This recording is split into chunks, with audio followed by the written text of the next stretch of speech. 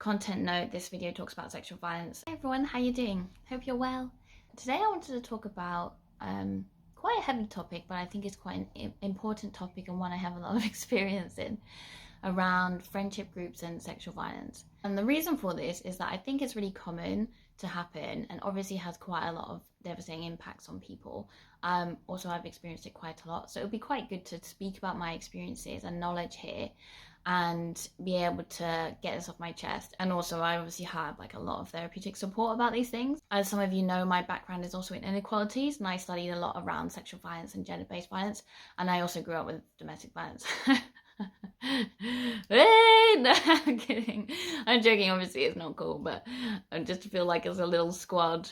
I am not sharing these stories to be like, oh, I'm so unique, I'm so like unusual, like look at me, I'm special, even though I think that view is also problematic. I'm doing it because of the opposite reasons. I really think these things are common and I think they are endemic and really part of a lot of culture and kind of normalcy, and we'll talk about that as well. And that's obviously a bit of a fucking problem, you know, for everyone involved. I really just think everyone is suffering from this, obviously more the people that are survivors, and it's just generally shit for everyone as well. We need to change this, basically. That's important.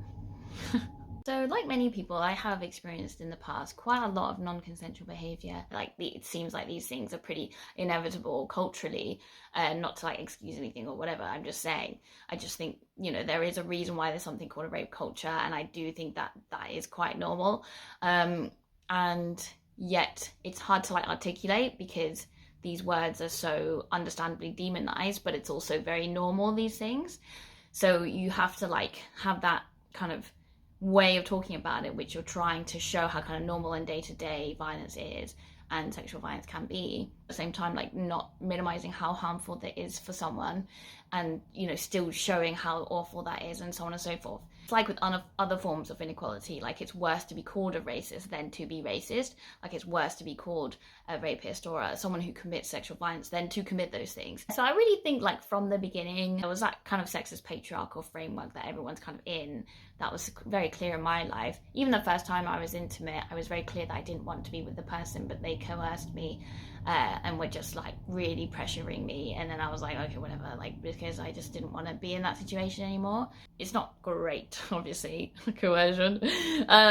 Yeah, so that kind of set the scene a bit. I think the first experience of like kind of major, I mean there's lots of different experiences as other people will relate to, unfortunately. This was when I was like just 16.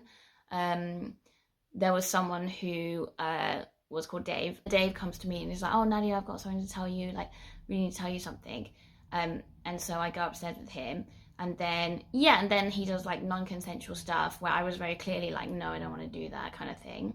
And then he kind of did it anyway, but then I managed to like get away from him, and I didn't really register that that was, you know, non-consensual behavior at all until I went to this slut walk in London or Brighton, I think, and people were talking about sexual violence, and I couldn't stop thinking about certain experiences, including that one, and I was like crying loads, and my body had known that these things were sexual violence, and I didn't like consciously, if that makes sense, until I started learning about sex and sexual assault and inequality. I didn't really deal with that at the time either.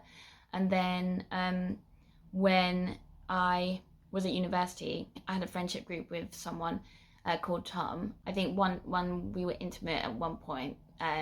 He started saying stuff that was quite disturbing, so I was quite clearly like, I want to end this intimate situation, and he was basically like, no, you kind of owe me this.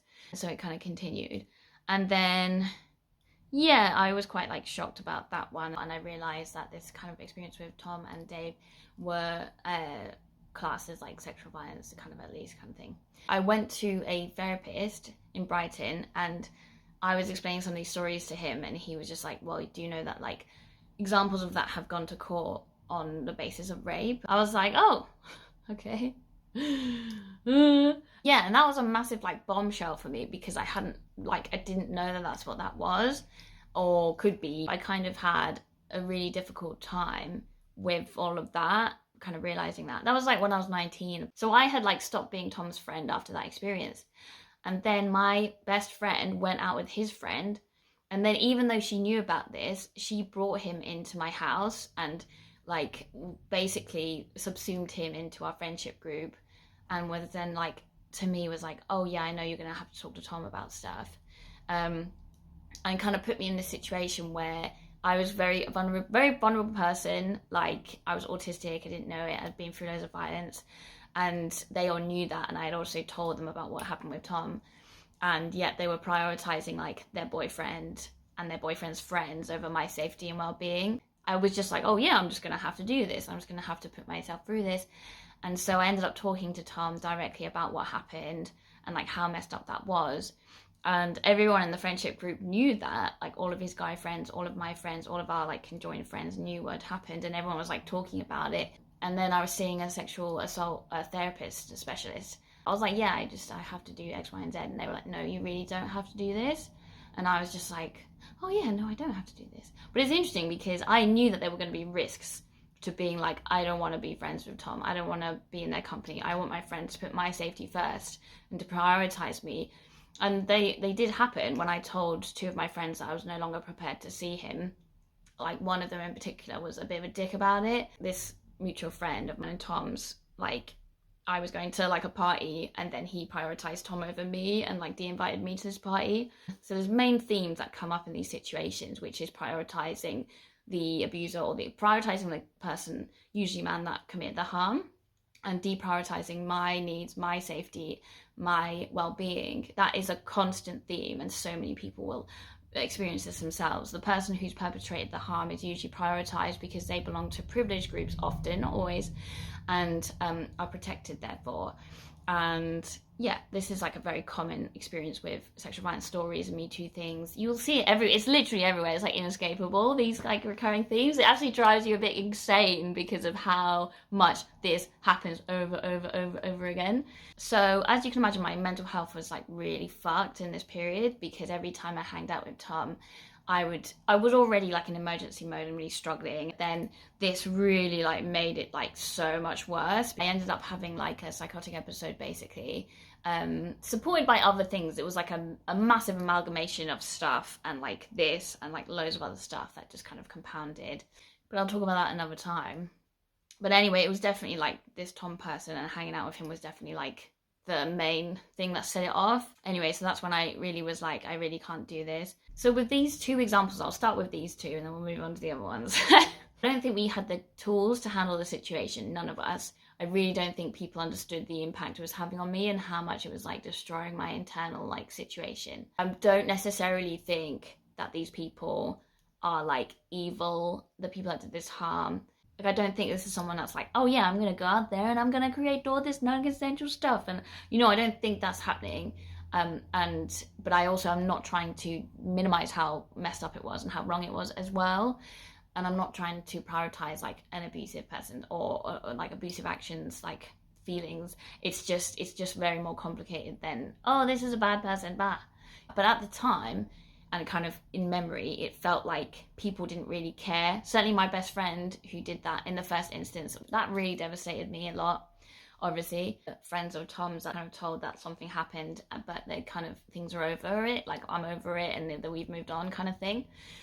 Which again, I was like, who told you that? Like, I just think someone was like, oh yeah, well, this is more important, Nadia, it's not that important. The fact that this happened, not that important. What's important is that we have a good time.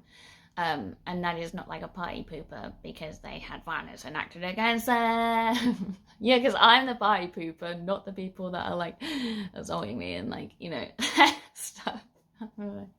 It's weird, isn't it, how those people aren't framed as like the party poopers? I'm like, this is a weird society. I finally had the strength to be like, this is not on, I'm not doing this anymore.